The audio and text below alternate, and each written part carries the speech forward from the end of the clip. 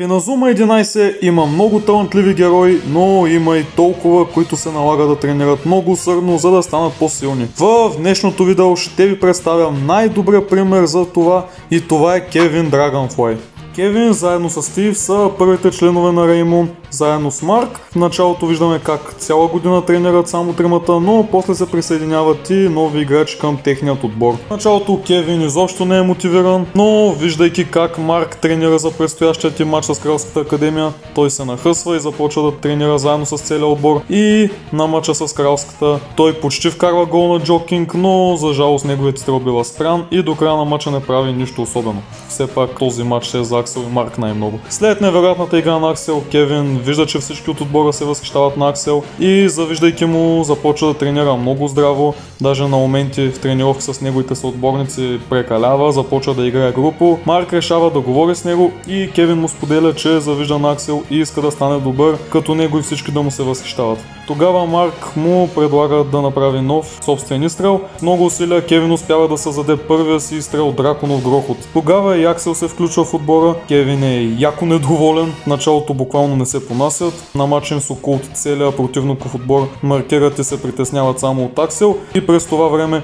Кевин им вкарва 2 гола. Тогава започват да маркират и него и отбора се разделя на две. Тези, които искат да подават на Аксел и тези, които искат да подават на Кевин. И Кевин разбира, че ако иска да спечеля, ще трябва да обедини сили с Аксел и така създава Драконовото торнадо, с което вкарват 2 победни гола и Реймон печелят и влизат в турнира Фронтир. След това Кевин и Аксел стават много добри приятели и във всички мачове от сезона са много полезни. Мача с дивите само го контузват, но срещу Отако помага на Уили, като му чупи очилата, за да вкара гол, а срещу Кралската академия на областните финали той Аксел разбива техниката мощен щит. Но колкото и да върви добре всичко, на финала срещу Зевс го контузват и още към началото бива изваден и без него Реймон печелят турнира. След фиаското с Джемини Сторм, Кевин е един от играчите, които остава в Реймон, за да се бори срещу извънземните. По-късно Аксел напуска отбора и Кевин много трудно приема това и по тази причина той е ядосан на новата си треньорка. След това Реймон отиват в Хокайдо и намират Фубуки.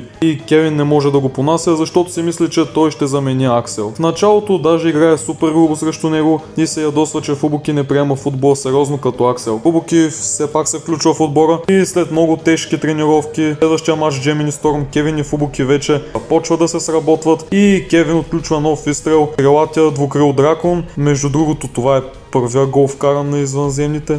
Само казвам. А по-късно срещу Епсилон той не прави нищо особено. Срещу Истинската кралска академия заедно с Фубуки карват гол на Кинг и понеже Фудол ги вижда като заплаха, той контузва Кевин доста тежко и като за финал Кевин даже спира изстрелът Император с Пингвин номер 1 и поради контузия напуска отбора точно когато с Фубуки станаха много по-близки. По-късно се вижда как Фубуки и Аксел го посещават в болницата, където той е мотивиран да се върне като се оправи, но Академия Лия му промиват мозъка и заедно с Нейтан и останалите те стават Dark Emperors, най-силният отбор на Академия Лия. Кевин тогава е решен да унищожи Реймон и да покаже, че е много по-силен от Аксел и Фубуки. По време на матча Кевин е пълен звяр, вкарва гол на Реймон и после с Нейтан и Макс отбелязват пак, но Марк ги вразумява и накрая всички си спомнят за любовта си към Реймон и към футбола. Сезон 3 Кевин участва в избирателния матч, но колкото и добре да играе там, не бива избран за националния отбор на Япония. Но един път Марк го хваща да тренира и Кевин му споделя, че основният състав на Япония може да бъде променен във всеки матч според правилата на турнира. И затова след азиатските матчове Фубуки и Мидорикава се сменят с Кевин и Сакума. И на първия матч от групите Кевин вкарва гол на Англия с новата си техника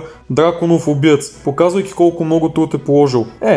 Като изключим, че английският капитан после го обърна срещу него, както и да е. Когато Тот напуска заради контузия, Кевин го надъхва и му казва, че ако иска да се върне, ще трябва да положи много усилия и да тренира много здраво. И колкото и добре да се развива персонажа му, всичко рухва до финалът на световното срещу Little Giant. Там Кевин не прави буквално нищо, като изключим, че спира изстрела на Little Giant, за да предпази Марк и вратата. След това Япония печелят, след като изваждат Кевин и Кевин се дипломират малко по-късно. Сега ще ви издам една тайна.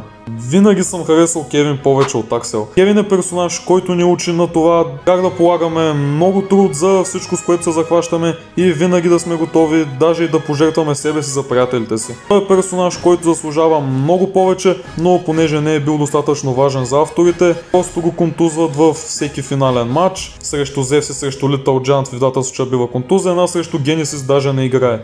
Това беше за днешното видео. Надявам се да ви е харесало. Ако е така, забравяйте да ударите по един лайк и да се абонирате за канала. И ще се видим в следващото видео.